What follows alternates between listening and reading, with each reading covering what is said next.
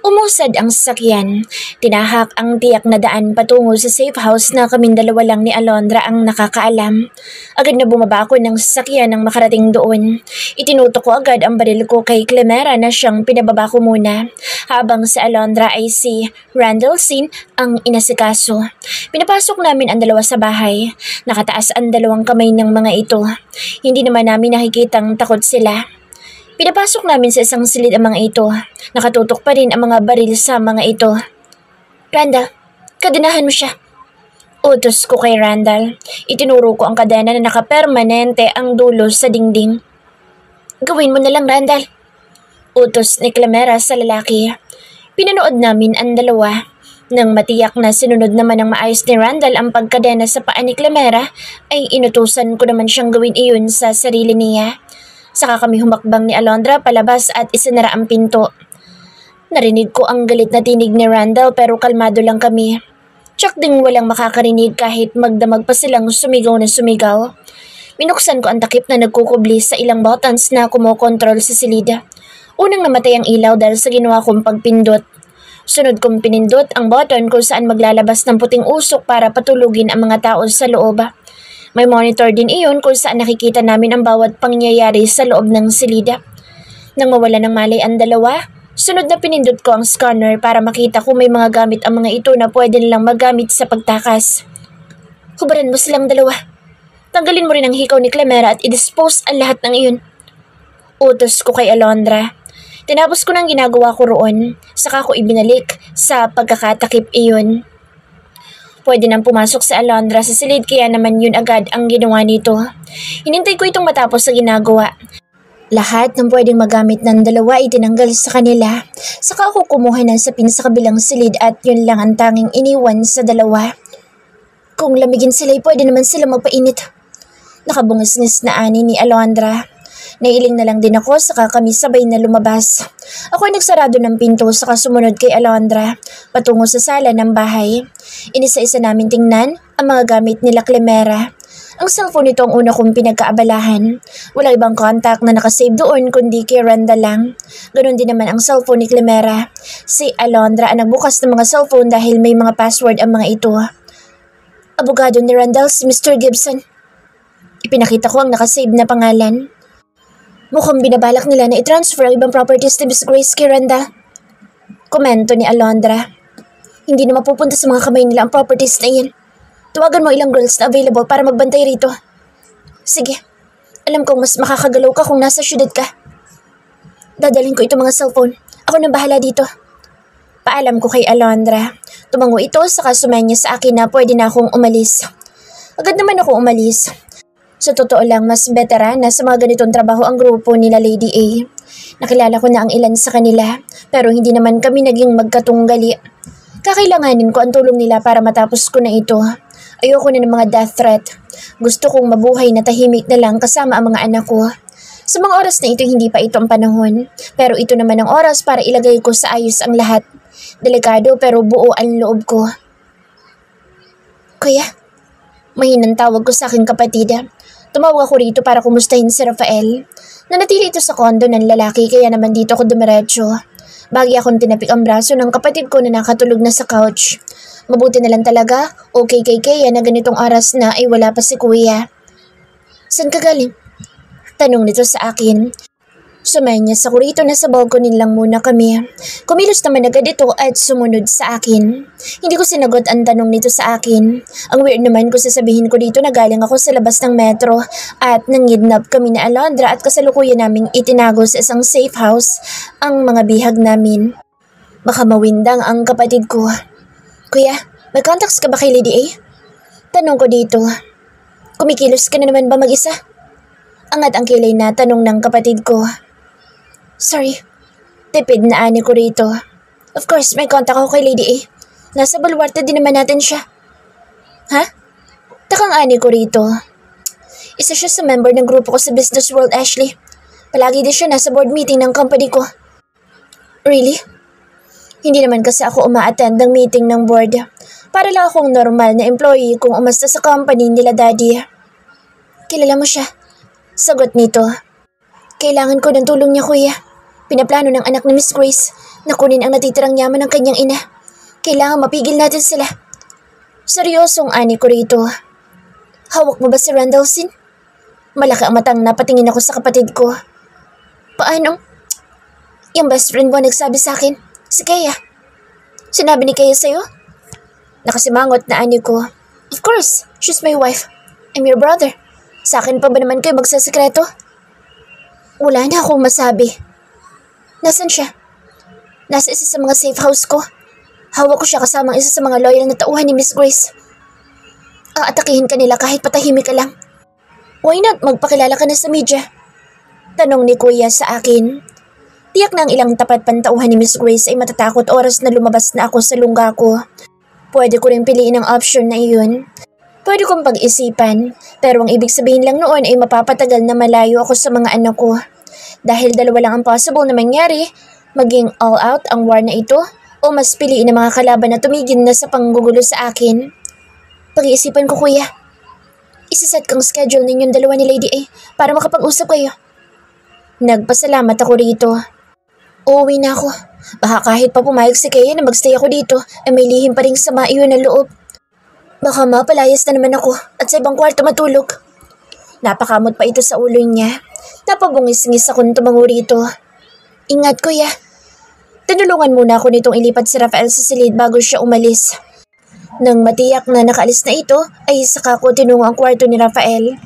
Inabutan ko itong nakadilat na. Rafael, tawag ko rito. Bumungis-ngis ang lalaki.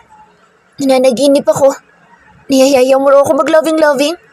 Kaya siguro nagising ako. Natatawang ani to. Mukhang nasa sistema pa nito ang alak pero okay lang. At least hindi na ito umiiyak. Niyayaya kita? Takang ani ko rito. Oo, kaya pinilit kong gumising kasi baka magbagong isip mo. Pero panaginip lang iyon. Natatawang ani ko rito. Humakbang akong palapit dito at umupo sa tabi niya. Pero hindi panaginip ito. Turo nito sa pagkalalaki. Itulog mo na lang yan. Tatawa-tawang ani ko rito. For sure hindi ito matutulog. Giit nito sa akin. Napakamot ako sa ulo at napatitig sa kanya. Gusto mo bang mag-shower? Tanong ko dito. Baka naiinitan lang ito dahil sa ininom niyang alak. Ayoko ng shower. Gusto ko ikaw. Napasimangot ako rito. Inaantok na ako. Bahala ka.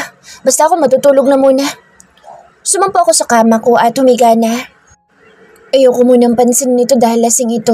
Baka bukas kapag nagising siya, isipin niyang pinagsamantalahan ko siya dahil wala siyang maalala. Umiga din ito sa tabi ko at agad na yumakap.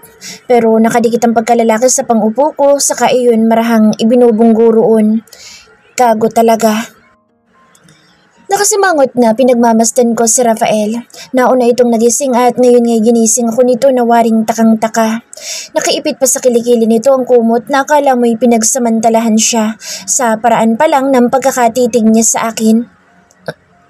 Anong ginawa mo sa akin? Tanong nito saka sinipat ang katawan nito na tsak namang walang saplot. Umupo ako na hawak ang kumot upang takpan ng kahubdan.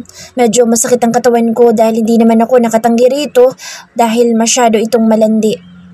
Ako pang tinatanong mo niyan? Sa sobrang kalasingan mo hindi mo na alam ang nangyari. Naiinis ako.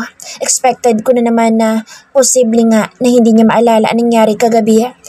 Pero iyong mukhang luging-lugi siya ay iyon talagang ikinaiinis ko. Pinagsamantalahan mo ko? Nito na waring gulong-gulo. Agad na pinalo ko ang braso nito. Ouch! Napaka-arte nitong lalaking ito. Samantalang kagabi hindi tumigil hanggat hindi siya nagpa-pass out. Ako na nga lang ang nagtulak dito pahiga sa kama dahil nadaganan niya ako. Alis na nga lang ako. Ang aga-aga sinisira mo na agad ang mood ko. Mabilis akong bumangon. Walang pakialam kung natanggal na ang kumot. Mabilis na pumasok sa banyo pero mabilis din itong naisingit ang katawan at mabilis na yumakap sa akin. May mga nasabi ba ako kagabi? Tanong nito sa akin. Mukhang yun pa talaga ang concern nito. May dapat ba siyang ikatakot kung may mga nasabi siya kagabi? Well, siguro nga para sa kanya. Marami. Cold na sagot ko rito. Sorry. Hingi nito ng paumanhin. Sa tingin ko, ito na yung huling punta ko rito. What? No! Rafael, hindi akong kailangan mo. That's not true. Kailangan kita. Humigpit ang yakap nito sa akin. Hindi man lang ata nito naisip na wala kaming saplot at kung makadikit ito'y wagas. Rafael, alam mo ang sagot sa bagay na iyan. Hindi akong kailangan mo. Giit ko rito. Ang bobo ko. Ako rin naman iyong Rachel na hinahanap-hanap nito pero syempre, kailangan ko pa ring ilihim. Kailangan kita. Bakit ba'y pinagpipilitan mong hindi kita kailangan? Malungkot ang tinig na nito sa akin. Dahil ramdam ko. Bagay ako siyang itinulak. Kung miserable kayo, wag mo akong idamay. May anak akong umaasa sa akin. Hindi ako pwedeng makapaglaro sa iyo. Kailangan ko din siyang isipin. Maliligo na ako sa kaalis. Kahit hindi ito kumibo, ay yun ang ginawa ko. Pagkatapos ko maligo at magbihis ay umalis ako at iniwan ito. Aasikasuhin ko pa ang pagliban ko sa trabaho. Sasamantaling kung wala ang kambal para matapos na itong mga problema ko sa sindikato. Lady A? Hindi ko makapaniwala habang nakatitig sa babaeng inabutan ko sa conference room na naghihintay sa akin. Tipid itong umiti at iminuwestra sa akin na maupo ako. Akala ko'y tapos na ang paghasik ng mga galamay ni Grace. Hindi pa pala. Bahagya itong nailing. Hawak ko ng anak niya. Pero hindi iyon na naghahasik ng lagim. Maghahasik pa lang kapag nasa kanya na ang lahat ng yaman. Naiiling na anito. That's right. Kaya gusto rin kitang makausap. Kailangan ko ang tulong mo. Walang problema sa akin iyan, Iha. Pero oras na akong kumilos para maglinis dito, ay hindi na kayo makikialam pa sa grupo ko sa misyon na ito. Hindi ko balak na angkinin ng mga tagong yaman ni Miss Grace. Ang gusto ko lang mawala sa grupong iyon ay ang access sa yaman at pondong ginagamit nila sa kasamaan. Pwede naman nating tuluyan ang tapusin ang grupong iyon. Hindi ko nga alam kung bakit kinailangan pa umabot ng dekada ang paglinis ng kalat eh.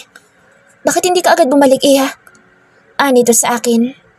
Dahil mas ligtas ang pamilya ko na malayo ko sa kanila at nasa poder ako ng sindikato. Wala kang tiwala sa kakayahan, lalo na ni H. Napakatalino ng kapatid mo. Matalino si Kuya. Demonyo ang sindikato. Ginawa ko lang ang sa tingin ko'y tama para maging ligtas sila. Hindi ko nagagawing big deal yan. Ibigay mo sa akin ang 2 bihag mo. Hindi na ako nagulat na alam nito na may 2 bihag ako. Sinabi ko lang naman na hawak ko ang anak ni Miss Grace, kaya naman tumango lang ako rito. Ibibigay ko sa iyong address. Tapusin mo na ito, Lady A. Nakikiusap na ani ko rito. Of course, Iya. Ako nang bahala. Nakangiting ani ito sa akin, pero nakakatakot pa rin ito kahit nakangiti. Nang napatingin ito sa phone ay bahaging nagsalubong ang kilay nito. Iya. Waring alanganing ani ito. Yes? Ani ko rito. Kailangan ko ng tao ngayon. Wala na po akong balak. Kasalukuyang hostage ang anak ng gobernador ng isang bayan. Nanlaki ang mata ko na napatitig dito. Hindi lang yun. Ang ilan sa mga anak ng mga kaibigan ng kuya mo ay nasa eskwelahan ding iyon kung saan merong hostage taking. Let's go. Agad na ani ko rito. Napangiting muli ang babae saka kami sabay na tumayo. Tinalikuran ko na ito. Pero heto gagawin ko hindi na dahil sa masamang hangarin ng sindikato. Gagawin ko ito para iligtas ang mga batang kasalukuyan na sa loob ng eskwelahan. 4 kaming sniper na may kanya-kanyang pwesto. Hindi alam ng mga otoridad ang plano naming gawin. Pinasok na isang grupo ang eskwelahan at ngayon ay bihag nila ang mga batang tiyakong takot na takot ngayon. Mahigit 26 sila. Dinig kong ani ng isang babae. I'm Tori by the way. Dinig kong ani ng babae. Anong ginagawa mo, Tori? Akala ko ba hindi ka natatanggap ng trabaho dahil tapos na ang misyon mo? Tanong ng isang tauhan ni Lady A. Kapakanan ng mga bata ang mahalaga sa ngayon. Ako magbibigay ng command sa inyong 4. Maging alisto kayo. Maingat kong sinipat ang mga target. Nakakalat ang mga ito sa field na waring nagugwardya. Hindi lang mga anak ng kaibigan ni Kuya ang nandoon. Pati na ang anak na panganay ni Kuya na si Kiro Uno ay nasa loob pa. Hindi ko alam kung nasan si Kuya pero tsakong gumagawa rin ito ng paraan para matiyak na ligtas ang anak nito. May 4 din babae na tauhan pa rin ni Lady A ang nakuha ng pumasok sa loob. Napakabilis kumilos ng mga ito. Halatang sanay na sanay sa ganitong gawain. Kami naman ay matalang na kung kailangan ng mga babaeng iyon ng back-up ay kami nang bahala. Mabilis ang tibok ng puso ko. Ngayon ko na lang ulit ito gagawin pero alam ko namang wala pa rin nagbago. Kayang-kaya ko pa rin gawin ang bagay na ito. After all, dito talaga ako pinakahinasa noon. Ashley, can you hear me? Tanong ni Tori sa akin. Nakakapanibago na hindi si Alondra ang naririnig kong nagko-command sa akin. Pero kaya ko pa rin namang gawin na maayos ang trabaho. Yes. Tipid na sagot ko rito. Mas inayos pang mabuti ang hawak sa sniper rifle. May 15 na nakakalat sa buong school. Kailangan mo nang linisin ng mga girls na nasa ground ang mga possible nilang maitumba. Hintayin yung command ko. Okay. Sabay-sabay na ani ng mga ito. Sinusubukang makipag-negotiate ng mga kapulisan sa mga hostage takers pero mukhang may gusto silang makuha talaga kaya nakikipagmatigasan sila. South part, foreman. Agad na kumilos, paanggulo sa south ang sniper rifle na hawak ko. Target 1 in red shirt, spotted. Mabilis na ani ko na makita ang location noon. Target 2 in white shirt, spotted. Narinig kong ani ng isa sa sniper. Narinig ko pa ang dalawa na mabilis ding nahanap ang target. Go! Nang marinig ko ang salitang iyon, hindi na ako nag-alinlangan pang kalabitin ng gatilyo. Agad na bumagsak ang target. Nakita ko naman ang pagsulpot ng tauhan ni Lady A at hinila iyon patungo sa damuhang parte para itago. Iyon ang naging taktika. Inunti-unti sila. Nanlima na lang ang natira, inutusan na kami ni Tori na maaari na kaming umalis sa pwesto namin. Ang mga babaeng kasama ko ngayon ay mabilis nang nag-ayos ng mga gamit nila, habang ako'y nanatili pa rin sa pwesto ko. Ashley, kaya na nila yan. Tinapik pa ng babae ang balikat ko. Alam nila ang pangalan ko tapos hindi ko man lang sila kilala. Sakala ako kumilos at iniayos ang sniper rifle, sakay binalik iyon sa kanila. Napakahusay mo. Puri ng isa, pero nagkibit balikat lang ako tumalikod na. Niyaya pa nga nila akong uminom pero hindi ko na sila pinansin. Gusto kong alamin sa kapatid ko kung kumusta na si Kiro.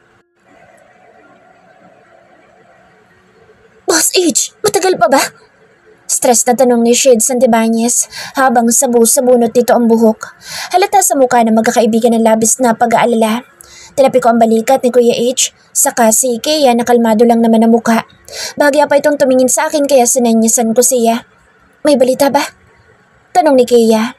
Alam ko naman kanina pa nito gustong lusubin ang eskwelahan para iligtas ang anak nito. 5 na lang. Tinatrabaho na iyon, huwag kang mag-alala. Nasa mukha nito ang pagkalito na tumitig sa akin. Bahagya ko lang siyang initian. Naunawaan naman ito. Nakikialam ka sa operasyon? Gulat na anito. Nasa mukha rin ang paghihinala. Isinama lang ako sa operation nila Lady A. Huwag ka na mag-alala. Mahusay mga pumasok sa loob. Tiyak na ligtas sa mga bata. Wari itong nakahinga ng maluwag at tumangutango. Thank you. Isasalamat ang best friend ko. Para naman sa mga ito ay handa kong gawin ang lahat. Huwag na lang sana makarating kay kuya ang ginawa ko. Yumakap ito sa akin at tumango. Mapagkakatiwalaan ko naman ang babaeng ito kaya kahit tangulang ang sagot nito ay napanatag na ang loob ko. Maya-maya pa ay bumukas ang gate. Nakapila ang mga batang lumabas. Nangunguna si Kiro Uno na hila-hila ang bag niya. Mommy, ang tagal ng uwian namin. Gutom na ako. Sigaw nito. Halata sa mga otoridad ang pagkalito. Sakala ako nagpa siyang humakbang na paalis. Ligtas naman na ang mga ito. Ashley! Narinig kong tawag ni Rafael sa akin. Hindi ako huminto sa paglalakad. Tuloy-tuloy lang na akala mo naman ay pag-aari ko ang daan. Tingnan mo itong babaeng ito, parang hindi ako narinig. Kaya naman sinundan ko pa rin ito. Nang makahabol ako'y inakbayan ko ito. Babe, ano ko rito? Akala mo ba dahil sa sinabi mo kanina hindi na kita guguluhin? Nagkakamali ka dyan. Stop, Rafael. Seryosong anito sa akin. Puro ka stop. Kung ayaw mo lang na stop kapag binabayo kita. Pinalo nito na mahina ang bibig ko. Bumungisgis naman ako at saka siya kinabig ng yakap. Para kasing pagod na pagod siya. Yung walang kasigla-sigla. Mukhang kailangan niya ng yakap sul para ma-boost ang energy niya. May problema ka ba? Pwede kitang tulungan. Magsabi ka lang sa akin. Wala akong problema. Sagot nito sa kapilit na lumayo. Ashley, samahan mo naman ako ngayong gabi. Hindi na. Nag-usap na tayo kanina, di ba? Kung nga lang itong salita ng salita kanina, gusto ko lang na may makakwentuhan. Samahan mo ako, please. Nakikiusap ang tinig na ani ko rito. Rafael, wala akong intensyon na masama. Gusto ko lang na may makausap. Baka kasi gawin ko na rin yung suggestion na magpakonsulta na ulit ako sa doktor. Baka ngayon lang kailangan. Mukha ba talaga ako miserable? Kapag ba okay na ako, ibibigyan mo pa rin ba ako ng chance? Tanong ko rito. Hindi ko masasagot iyan. Mas mabuting layuan mo na lang muna ako. Ayusin mo ang sarili mo, Rafael. Dahil hindi naman kasi umiikot lang sa isang tao ang mundo. Yung ginawa mo sa sarili mo, pinaikot mo lang sa taong iyon yung mundo mo. Magpapagamot ako. Ipupursu pa rin kita kahit pa ayaw mo. Makulit na sa makulit pero gusto talaga kita. Sige, tingnan na lang natin. Malungkot pa rin ang babae. Sa kanya ako tinalikuran at lumakad ng palayo. Napabuntong hininga ko. I think I really need to do this. Nakuha na ni Lady A ang 2 bihag ko pero patuloy pa rin ang death threat na natatanggap ko. Ngayon, ito na ata ang mas malalang araw ko simula nang makabalik ako sa pamilya ko. Mabilis na ang takbo ng sasakyan. Halos paliparin ko na ito matakasan lang ang 2 kotse na bumubuntot sa akin. May mga civilian sa paligid kaya hindi kami pwedeng magharap sa ganitong klaseng lugar nang tumutugi sa akin. Hindi sila pwedeng madamay. Kuya H, yun agad ang bungad ko sa aking kapatid. Yes? Ani, kuya. Jack, nasa opisina na ito. May 2 sasakyan na mahabol sa akin. Kalmadong imporma ko sa aking kapatid. What? Nakarinig pa ako ng kalabog sa kabilang linya. Natumbay yata ang upuan ni kuya. I-track mo ang location ko, kuya. Kakailanganin ko na maglilinis ng kalat ko kung magpapang-abot kami ng mga ito. Seryosong ani ko rito. Saka mabilis na kinabig ang manibela. Papasok sa lugar kung saan abandonado na ang halos 10 gusali. Saka ako mabilis na bumaba ng sasakyan at hinintay ang 2 nakabuntot na sasakyan. Lumayo ka na lang, baka maabutan ka nila. Nope, haharapin ko sila. Kalmadong ani ko rito. Ang tigas ng ulo mo. Parehong-pareho kayo ni Kia. Stress na reklamo nito. Nang huminto ang mga sasakyan na humahabol sa akin, kanina ay nakangisi kong hinintay ang mga ito. Lucifer? Gulat na ani ko nang makita ang lalaking bumaba ng sasakyan. Sabi ko na nga ba't ikaw yan, Ashley? Humakbang ito palapit sa akin. Huminto lang noong nasa tapat ko na ito. Hindi naman nagtangkal lumapit ang mga tauhan niya sa amin pero alam kong alerto ang mga ito. Lucifer Macbeth! Narinig ko pang what? Si kuya sa kabilang linya. Sabi ko na nga ba tama ako nang makita kitang kasamang anak ko? Titig na titig ito sa akin. Namiss mo ba ako? Nakangising tanong ko sa lalaki. Anong binabalak mo, iha? Plano mo bang gamitin ang anak ko para kalabanin ako? Sa tingin mo ba'y hahayaan kita? Sinusundan ako ng mga kapanalig nito pero hindi man lang yata nang isip kung anong ugnayan ko sa mga Zimmer. Wala akong planong ganyan. Cool na sagot ko dito. Bakit pinasok mo ang buhay ng anak ko? Bakit dumidikit-dikit ka sa kanya? Gigil na agad ito.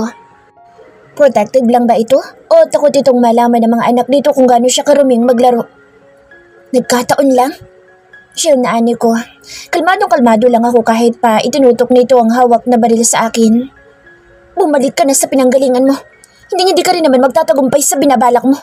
Alalahanin mo, malaki pa ang atraso mo sa grupo. Sinira mo ang plano ko. Hindi ka na nga dapat pang mabuhay. Alalahanin mo rin na kapag naubos ang pasensya ko ay lalabas ang baho mo. Lucifer Macbeth. Nakangising ani ko rito. Ashley! Malakas nitong sigaw. Bahagi akong tumawa. Alam ko nga rin na plano mo agawin ang company ni Jesus Macbeth at Rafael Macbeth. Pangarap mo pa rin bang itayo ang pinaplano mong pinakamalaking drug den sa mundo? Gagamitin mo ba ang 2 company na iyon para sa proyekto mo ngayon? Aliw na ani ko rito. Ashley! Alam kong nag-aalala si kuya. Wala ka nang pakialam doon. Matagal ka nang wala. Hindi ka na sana bumalik kung gusto mo pang mabuhay. Kilala mo ba ako, Lucifer Macbeth? Curious na tanong ko rito. Wala akong pakialam kung sino ka pa. Gigil na ani to. Pero dapat may pakialam ka. Mukhang ikaw nagpapadala sa akin ng death threat without knowing kung sino ba talaga ako. Gusto ko lang ipaalala sa'yo na hindi ako magandang kalaban, Ashley. Seryosong ani to na ibinaba na ang baril na hawak niya. Mas lalo ako, Lucifer. Nakangising ani ko rito. Dinukot ko ang calling card sa bulsa ko at iniabot ko rito. Para hindi ka na mahirapan na kilalanin ako at nang malaman mo kung saan ka dapat lumugar. Inipit ko lang iyon sa coat nito dahil mukhang walang balak na tanggapin. I'm fine, kuya. Naalala kong hindi pa pala tapos ang tawag. Kinandatan ko pa si Lucifer Macbeth na kinuhang inipit kong calling card. Nang makasakay ako sa kotse, napangisi ako na makita ko ang naging reaksyon nito. Ashley? Zimmer? Gulat na ani to. That's right. That's me. Usal ko, saka mabilis na pinaatras ang sasakyan sa kinabig iyon para makaalis na sa lugar na iyon. Warning pa lang iyon. Hanggang ngayon ba'y wala pa rin kayong kontak kay Randall at Clemera? Seryosong tanong ko kay Odette na siyang naatasan ko para magpadala ng death threat kay Ashley. Baka nagtana na yung dalawang iyon. Natatawang anito na pinukol ko ng masamang tingin. Nakuha mo pa na magbiro? Si Mr. Gibson, may kontak ka ba sa kanya? Bakit ba atat ka? Dahil ba nalaman mo ng tauhan ni Hendrik Zimmer, si Ashley? Nagtatrabaho na siya sa kumpanya ng pamilya ni Zimmer. Hindi naman ibig sabihin noon ay bibigyan na siya ng proteksyon ng mga iyon. Bakit naman maglalaan ng oras ang mga Zimmer sa simpleng empleyado lang? Humagikik pa ito na akala mo'y pinaka nakakatawa na ang nasabi nito. Initsa ko rito ang calling card na galing kay Ashley. What's this? Ashley Zimmer? What? Napatayo pa ito sa kinupa nito. Tama ka nang nabasa. Pinapatrabaho mo si Ashley sa akin kahit alam mong Zimmer siya. Gusto mo ba akong mapahamak? Yung gago mo! Gigil na ani ni Odette. Sa tingin mo, iuutos ko sa iyo yun kung alam kong isa siyang Zimmer? Damn it! Hindi ko alam. Inis na ani to. So ano nang gagawin natin? Tigilan niyo na si Ashley. Wala muna kayong aksyon na gagawin. Talaga, kahit pautusan mo ko, hindi ako susunod. Zimmer, Elvian at ang grupo ng Lupita ang makakabangga natin oras na saligin natin si Ashley. Nasipa ko ang center table sa labis na inis. Mukhang mas lalong magkakandala-tsalatsa mga plano ko dahil dito. Kumbinsihin mo na lang ang ama mo na ibigay niya sa iyo ang mana mo. Kung tamang hinala ko, baka tinatrabaho na ni Ashley si Clemera at Randall Sin. Baka yung inaasahan mong tulong mula sa kanila ay malabo mo nang makuha pa. Bullshit! Mas lalong nandilim ang paningin ko. Hindi pwedeng masira ang plano ko. Kailangan ko may tayo ang pinakamalaking drug na iyon. Nakapangako na ako sa mga international client ko. Gigil na ani ko. Plano kong bumuo ng isang malaking bahay ampunan. Palalabasin kong yun ang purpose ng gusaling plano kong ipatayo. At sa likod noon ay isa palang drug den. Malaking pera ang makukuha ko sa planong iyon pero kailangan ko pa rin ng pera para mabuo iyon. Bakit hindi mo gamitin ang mga anak mo para makuha mo ang parte mo sa yaman ng ama mo? Suggestion nito sa akin. Parte? Bago pa nasira ang pamilya ko yung sinabi na sa akin ng aking ama na wala akong makukuha sa yamang iyon.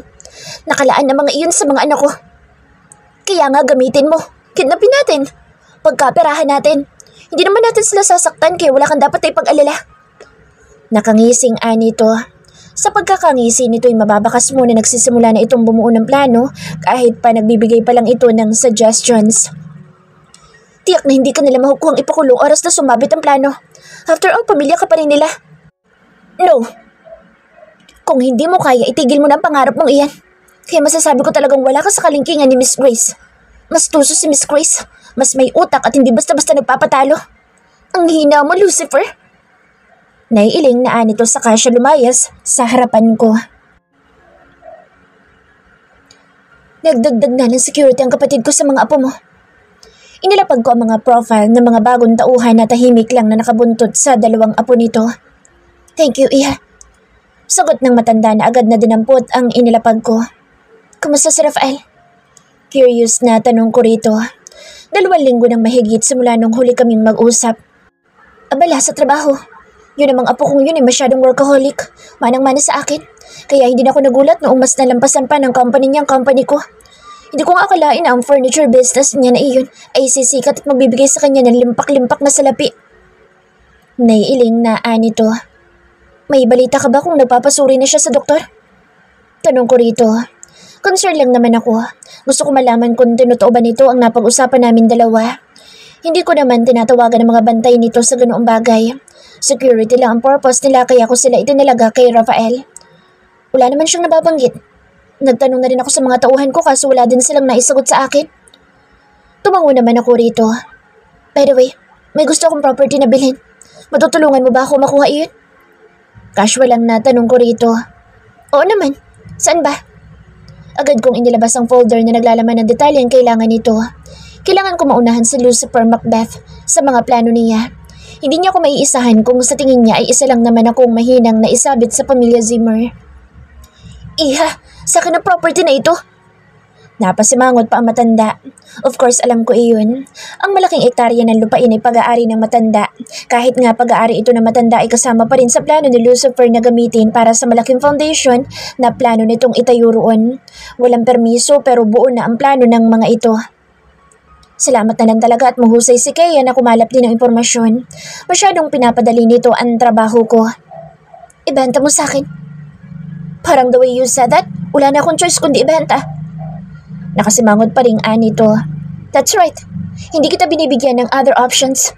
Ibenta mo sa akin iyan para makatiyak tayo na hindi uusad ang plano ng anak mo. Waring nag-isip ito. How much? Siguristang tanong nito sa akin. Sapat na siguro ang 50 million? Nakangising ani ko rito. What? Sobrang baba naman yan, iha. Reklamo nito sa akin. 10 million. Abay, nakikipaglokohan ka ba sa akin? Kulubot na ang mukha nito pero parang mas kumulubot pa dahil sa sinabi ko. Ipapamana ko naman sa mga anak ko. Ang arte mo naman. For sure magugustuhan ng mga bata ang location. Lalo na ni Anshil. Ginagamit mo na naman ang pagmamahal ko sa mga apo ko. Reklamo nito. Napabungis-ngis ako. Ganun na nga. Para naman maibida ko sa kanila na bigay mo. Pangit pa rin ang ginawa mo sa akin noon, no? Pinagtulakan mo ko that time. Buntis pa naman ako noon. Ano na lang iisipin ng mga apo mo kapag nalaman nilang ginawa mo yun? Pamba-blackmail ko rito. Ang sama talaga ng ugali mo, bata ka. Dapat na natili ka na lang sa bundok na pinanggalingan mo. Tumawa lang ako sa tenura nito. So ano? 5 million, lolo. Trumpet! Malutong na mura nito na ikinahagal pa ko ng tawa. Kung gusto mo, ibigay ko na lang sa'yo. Sarcastic na anito sa akin. Wow, yun nga po ang nais kong marinig. Willing po akong tanggapin yan. Paka-transfer na agad ang titulo sa pangalan ko. Nakangising sagot ko rito.